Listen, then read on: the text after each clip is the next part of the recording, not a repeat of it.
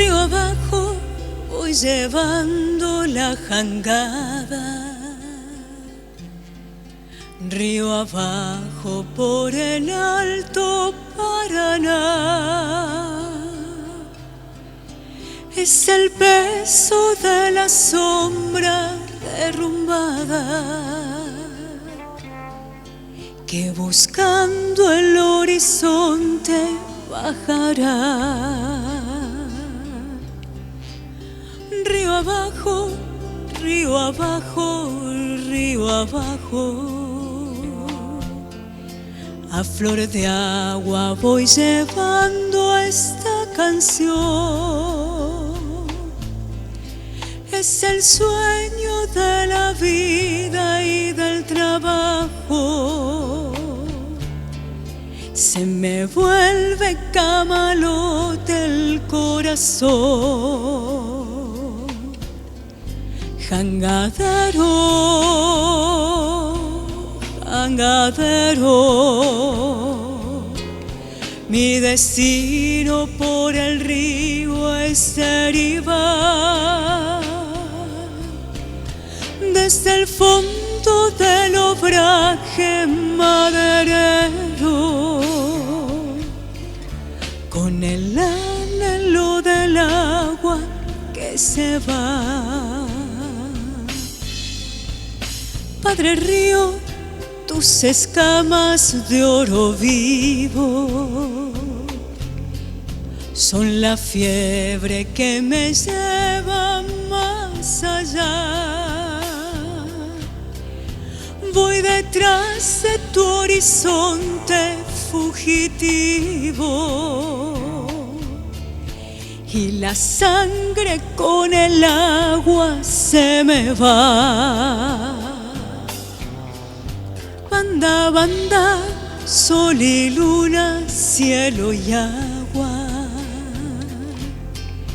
espejismo que no acaba de pasar.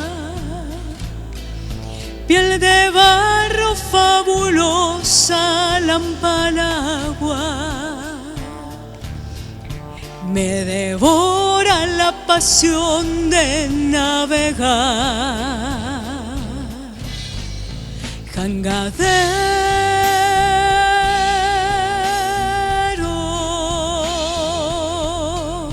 mi destino por el río es derivar.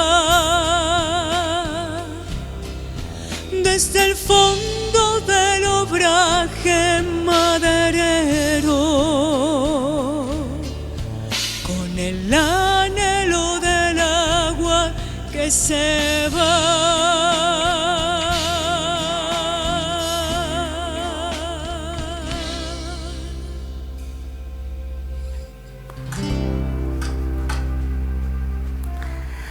Contando historias. Hoy venimos cargados de temas novedosos, así que vamos a ir desarrollándolos, vamos a intentar exponerlos coloquialmente en los sucesivos programas. Pero vamos a hacer un poquito, porque hoy el tiempo se presta para rememorar esas hermosas poesías, poemas que estaban allá en los libros de la escuela primaria con que las maestras nos acosaban para que sepamos de memoria. Qué lindo recordarlos y qué lindo activar la memoria con esos recuerdos gratos. Creo que no lo sé de memoria. Siempre me preguntan si leo o no leo. Sí, hay que articular la lectura desde ya aquí para volver a esa práctica tan ilustrativa. Pero recordarán ustedes esas señoras maestras con quienes siempre nos encontramos y nos saludan por el programa. ¿Se acuerdan? Entre los pájaros es el mejor, el hornerito trabajador, más herramientas no necesita que su piquito y sus patitas. Con tierra blanda de los pantanos haré la casa con estas manos. La haré redonda como una bola y resistente como ella sola. Viva la lluvia y el aguacero, qué lindo tiempo, dice el hornero. Sobre un poste del alambrado quedó el ranchito pinti parado. Muy salamero, dijo el hornero, a su hornerita, si has de quererme como yo a vos, haré el ranchito para los dos. Faltaron 2, 3 estrofitas y parafraseamos algo, pero siempre que llueve y se siente el canto alegre de los horneros en los parques, plazas y en el campo, viene a la memoria esa linda poesía de Amador, tengo el apellido en mente, que es su autor allá por 1880 y tanto.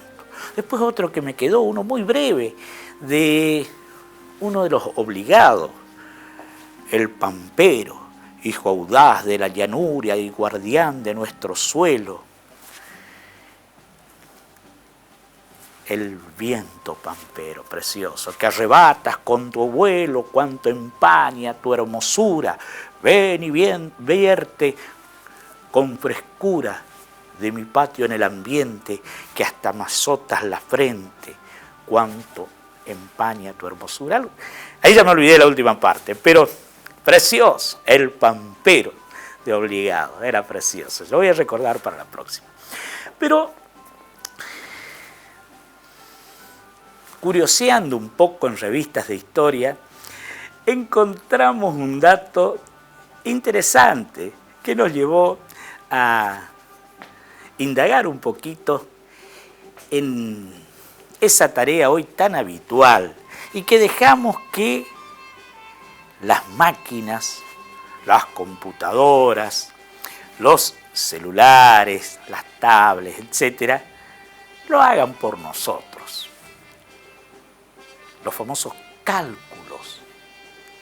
Como dice un chiste que le pregunta el paciente al médico cuánto le saldrá la operación de vesícula, y el doctor le responde: deje que saque los cálculos. Y tiene cierta relación, porque la palabra cálculo, de origen griego, alude a piedrecillas, a piedritas con las cuales se contaba desde ya. Siempre hay un tema que nos deja absolutamente absortos. Es el de la abstracción. La abstracción, y uno de los filósofos más completos de la antigüedad y de gran importancia desde ya e ineludible paso por sus conocimientos en la actualidad, cual fue Aristóteles, el sabio griego, discípulo de Platón, maestro de Alejandro Magno, alumno en la escuela de Platón. Después él funda su propia escuela en Atenas. Fue quien indagó también en el tema de la abstracción, que un poco significa extraer datos básicos, comunes a ideas determinadas, que nos traigan la noción, la representación, la idea de ese objeto, elemento o cosa, sin necesariamente representarla totalmente. Algo así, abstraer algunos datos básicos comunes a ciertos elementos que en nuestra mente los representen, una cosa absolutamente humana desde ya. Ejemplifica los universales, aquellos datos, por ejemplo, que hacen a la mesa sin tener en cuenta el color, el material, el elemento con el que es construida una mesa, hay elementos que sí, que hacen a la idea de mesa sin necesidad de representarle una mesa determinada hecha de tal o cual forma. Y bueno, un poco el cálculo tiene que ver con eso. Y el cálculo aportó y aporta desde ya a la actividad humana una sencillez y una rapidez que, de lo contrario, una inmediatez que sería ya imposible de traficar sin el aporte de los cálculos. Y imagínense ustedes allá en la época de la prehistoria y de la historia en sus inicios, cuando las operaciones se hacían a través del trueque, la permuta, ese contrato que consolidaba el intercambio de bienes o servicios, sería imposible después, en su evolución, concretarlos sin el cálculo. Siempre entra en mi cabeza, digo yo, qué avance de la humanidad el idealizar, el abstraer y el simbolizar en un pequeño objeto, sea piedra, sea de metal, hoy de papel, hoy ya simplemente una operación que corre a través de las redes, el valor de los bienes, una evolución terrible de la humanidad, que un billete, un trozo de papel estampado signifique un valor determinado, es algo realmente que mi cabeza no logra plasmar esa evolución. Bueno, y encontramos, a propósito de estas simples referencias que hacemos, porque se halló no hace mucho la primera máquina calculadora que fue inventada allá en 1623. Vamos a ver si podemos ubicar la máquina que un profesor de apellido Schickard en 1623,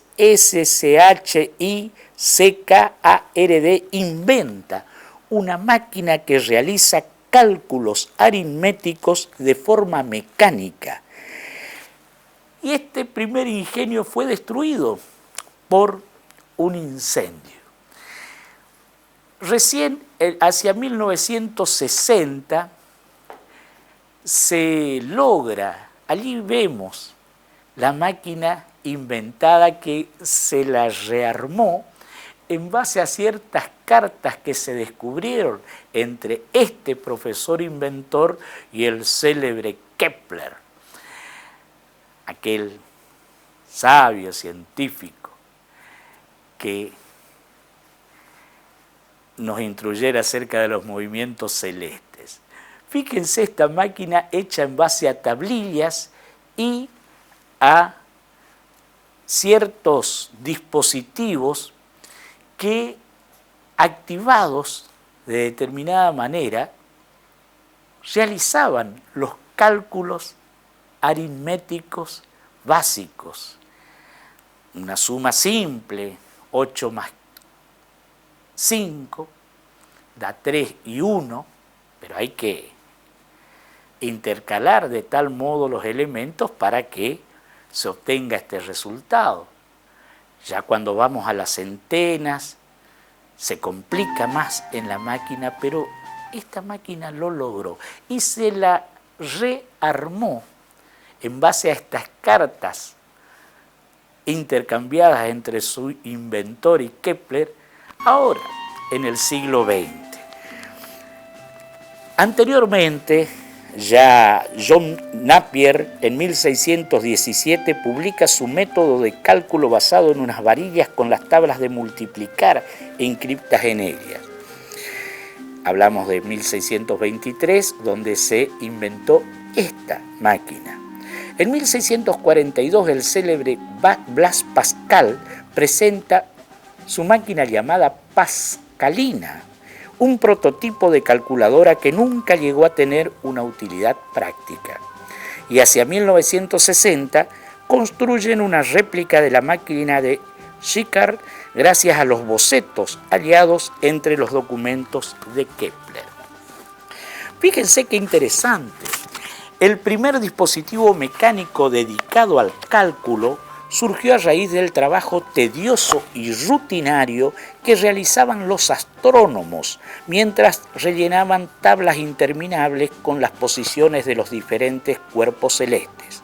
Quienes se dedicaban a estas tareas ya estaban familiarizados con el uso de diversos instrumentos como el astrolabio, empleado para la determinación de la longitud y la latitud de los astros, así como de la hora, entre otros usos, para facilitar la realización de las operaciones que se llevaban a cabo manualmente. También existían los ábacos y los huesos de Napier, un dispositivo creado por el matemático escocés Napier a principios del siglo XVII, algo totalmente nuevo en la historia. Pero todos exigían un dominio elemental del cálculo y una intervención continua de la persona que lo manejaba. Ninguno disponía de un mecanismo autónomo para resolver operaciones matemáticas. Fue recién en 1623 cuando Wilhelm Schickard, 1592-1635, un profesor de lengua hebrea y posteriormente de astronomía en la Universidad de Tubinga, Alemania, propuso por primera vez ese mecanismo. Él también era un experimentado mecánico y grabador, destrezas que le permitieron idear el llamado reloj calculador o Rechenuhr. Su diseño se conoció tan solo en el siglo XX, cuando apareció casualmente en la correspondencia del conocido astrónomo Johann Kepler, un dibujo empleado por este como separador. A partir de este esquema se intentó reconstruir y explicar este diseño y el funcionamiento de la propuesta de Schickard. Esa es la imagen que veíamos de esta máquina. El reloj calculadora estaba compuesto de dos partes. A ver si volvemos a la imagen de la máquina, porque ahí se ven las dos partes que componían este primer aparato calculador. En la parte superior, mediante unas varillas que se movían horizontalmente, se reproducía el sistema de Napier para resolver las multiplicaciones, divisiones y raíces. En la parte inferior se alojaba el procedimiento ya completamente mecanizado por el que se solucionaban las cadenas de sumas y restas que se iban generando. Hay que tener en cuenta que con el método de Napier, si se multiplicaba un número por otro que contuviera 3 cifras, se obtenían, una vez elegidas las varillas y leídos los resultados, 3 números, cuya suma había que realizar por los procedimientos normales sin ayuda. Esto Schickard resolvía mecánicamente. Permitía disponer de un sistema para registrar lo que se lleva en una suma. ¿Se acuerdan? Cuando llevamos 1 o 2, lo que se lleva, usando diferentes ruedas y engranajes. Cuando, por ejemplo, se sumaba 7 y 8, el resultado, que es 5 y 10, debía reflejarse con un 5 en la primera unidad y un 1 en la segunda unidad. Así, cuando la primera rueda dentada daba una vuelta completa, pasaba de 0, 1, 2 a 0. La segunda, correspondiente a las decenas, daba un paso y se movía solo un diente. El proceso se complicaba cuando se pasaba a las centenas, después a las unidades del millar, etc. Pero este modelo que se construyó se perdió en un incendio. Su apariencia solo se ha conocido por una réplica llevada a cabo en 1960. Hasta 1642, cuando el filósofo y matemático Blaise Pascal diseñó y supervisó la elaboración de su Pascalina, no se realizó la primera máquina de cálculo cuyo original se ha conservado. Aunque se crearon varios prototipos, estos intentos no fueron inútiles, sino contribuciones esenciales a las innovaciones tecnológicas. ¡Qué maravilla! Digo yo, ahí vemos la máquina. Ustedes recordarán, hay siempre quienes se destacan por hacer las operaciones matemáticas mentalmente. En la escuela siempre había alumnos, compañeros que tenían esa destreza de calcular o llegar a los resultados de los problemas, de las tablas, sin pasar por las operaciones intermedias. ¿Cómo lo hacían? No sé. Teníamos, me acuerdo, un compañero en la secundaria al cual el profesor de matemática le decía, pero no has seguido los pasos correspondientes, y sin embargo él siempre llegaba al resultado requerido. Problema de las matemáticas en su elaboración. Pero bueno, queríamos aportar este dato obtenido de ese primer prototipo de calculadora. Cálculo cuya voz viene de piedritas, piedrecillas con las que contaban allá nuestros ancestrales antepasados.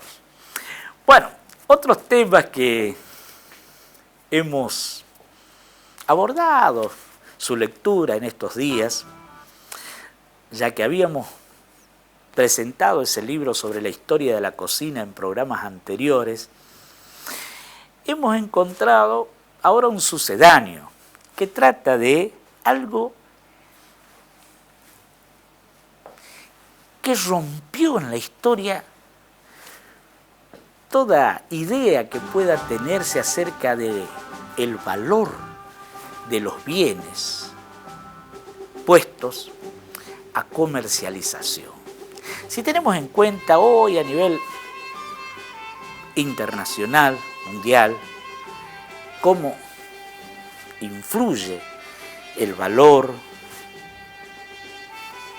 cómo influye los países que poseen la aún fuente de energía que se usa por la gran parte de la industria, de la mecánica, de las fábricas, del desenvolvimiento cotidiano, el petróleo.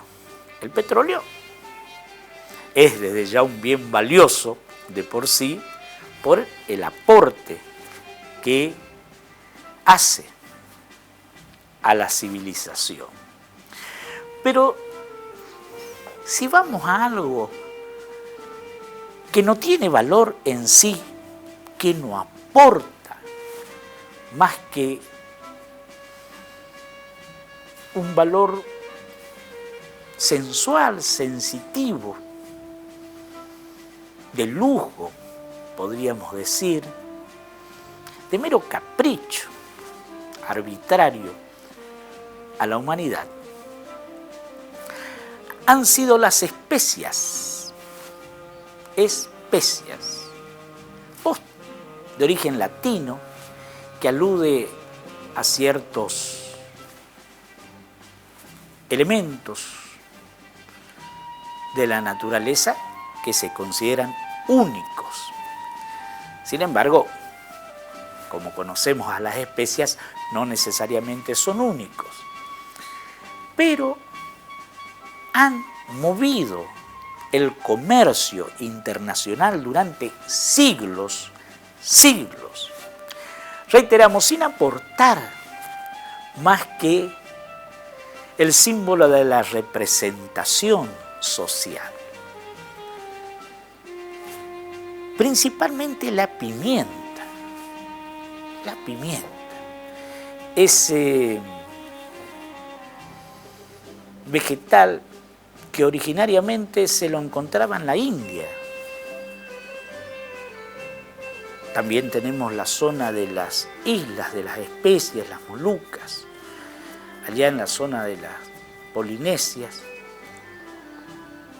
Y hasta allí se iba el comercio internacional de la época durante siglos. en búsqueda de este bien que, reitero, no aportaba ni aporta proteínas, vitaminas, ni ninguna otra cosa que no sea su picante sabor. Y hemos encontrado un libro traducido al español de un profesor italiano que trata este tema de las especias, cómo han manejado el comercio mundial y cómo han contribuido sin otro valor, reitero, que la mera sensación de representación, de lujo, de poder, de suntuosidad,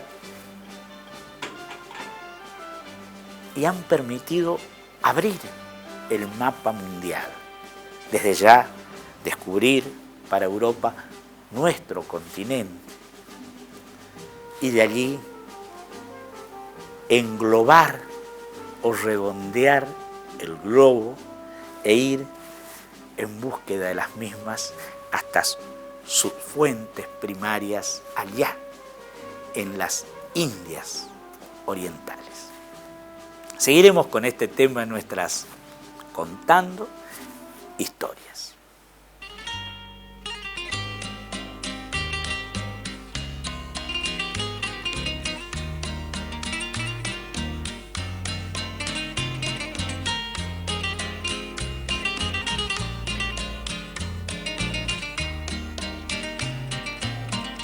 Tanto tiempo disfrutamos de este amor, nuestras almas se acercaron, tanto así que yo guardo tu sabor, pero tú llevas también sabor a mí.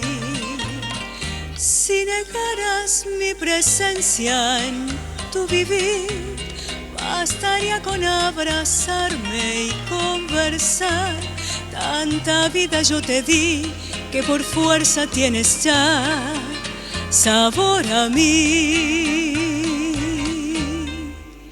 No pretendo ser tu dueña, no soy nada, yo no tengo vanidad.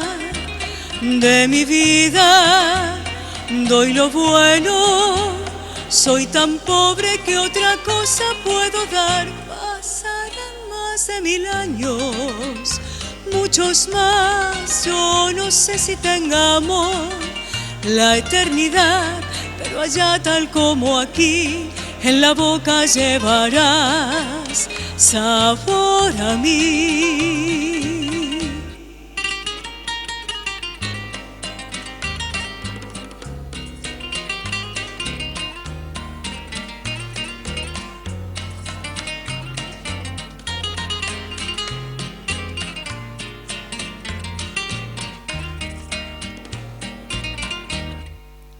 No pretendo ser tu dueña, no soy nada, yo no tengo vanidad.